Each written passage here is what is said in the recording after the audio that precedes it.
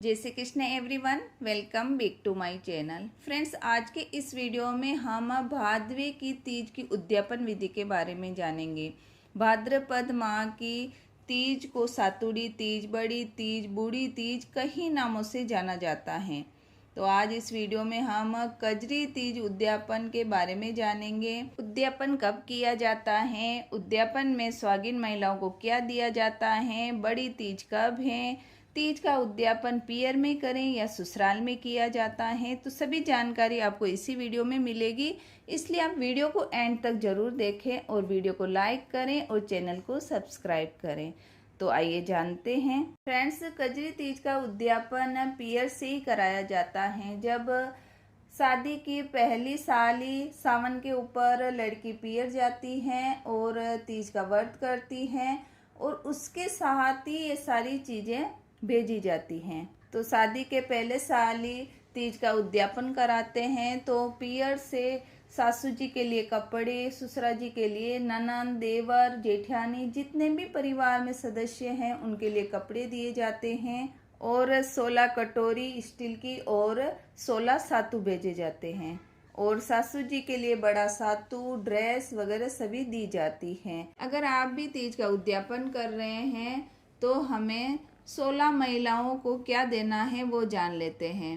तो 16 महिलाओं के लिए हमें 16 कटोरी, प्लेट या बड़ा कटोरा, जो भी आपका सामर्थ्य हो उसके हिसाब से हमें लेना है। उसके अंदर हमें एक सत्तू का लड्डू रखना है। आप सत्तू की लड्डू की जगह बूंदी का लड्डू भी रख सकते हैं। इसके अंदर हमें एक का सिक्का, बिंदी का पैकेट, मेहंदी और ब्लाउज पीस रखना है। देखिए, इस तरह करके हमें 16 महिलाओं को देना होता है।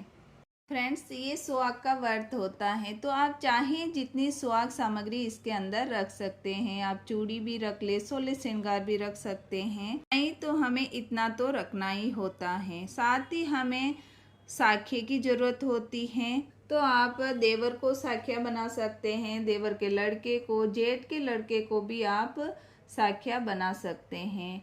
आपके आस पड़ोस में कोई लड़का हो उसको भी आप बुला सकते हैं और साखिया बना सकते हैं।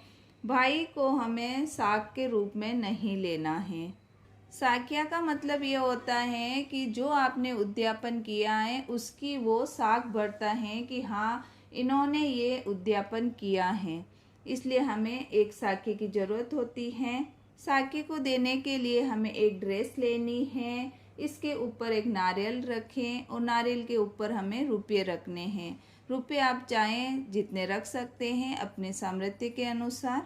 साखी को भी घर पर बुलाकर, पार्टी पर बिठाकर, उसके तिलक करके हमें ये ड्रेस देनी होती है। आप चाहें तो खाना खिलाकर भी ये दे सकते हैं और धीरे से उसका कान पकड़कर उसको साग दिलाने के लिए बोलते हैं। जब वो हाँ बोलता है तब हमें ये ड्रेस, नारियल और रुपये उन्हें देने होते हैं। साथ ही हमें 16 सुहागिनों को देने के लिए ब्लाउज पीस लेने हैं। तो बहुत अच्छे कलर लेने हैं हमें, लाल, गुलाबी, पीला कलर लेना है। हरा, काला ऐसा कलर नहीं दिया जाता है। साथ ही हमें एक साड़ी लेनी है। साड़ी के ऊपर 16 श्रृंगार रखना है और हमें चनिया रखना है, यानी पूरी ड्रेस दी जाती है। और इसके ऊपर आप बिछे की जोड़ी और नोज पिन रख लें। अगर आप नोज पिन नहीं ले पा रहे हैं तो भी आप एक बिछे की जोड़ी जरूर रखें। इस सुहाग का व्रत होता है, बहुत ही बड़ा व्रत होता है, इसलिए आप बिछे की जोड़ी तो जरूर रखें। और 1.25 पाव का सातू का जो पिंड बनाया है वो भी कलपने में ही हमें सासू जी को देना है। साड़ी के ऊपर भी हमें रुपये रखने हैं। अपने सामर्थ्य के हिसाब से आप ले सकते हैं। अगर आप कजरी तीज का उद्यापन कर रहे हैं तो घर पर ही आपको तलाई बनाकर नीमड़ी की डाली रोप कर पूजा करनी चाहिए। नीमड़ी माता के लिए भी हमें छोटा सा लड्डू तैयार करना है, जो हमने 16 कटोरे तैयार किए हैं। अगर महिलाएं घर पर आकर पूजा नहीं कर पा रही हैं तो आप घर पर जाकर भी ये सारी चीज़ें दे सकते हैं। एक बार उद्यापन कर लेने के बाद अगर आप वापस व्रत करना चाहते हैं तो आप एक तीज का व्रत छोड़कर वापस शुरू कर सकते हैं। सुहाग का व्रत होता है इसलिए हमें करना भी चाहिए। तीज का व्रत कभी भी खंडित नहीं होना चाहिए। अगर आपका स्वास्थ्य अच्छा नहीं है तो आप जल्दी ही इसका उद्यापन कर लें। उद्यापन करने के बाद अगर आप वापस व्रत करते हैं तो आप नीमड़ी की पूजा नहीं करें तो भी चलता है। ओनली चंद्रमा को अर्घ देने के बाद आप व्रत खोलें।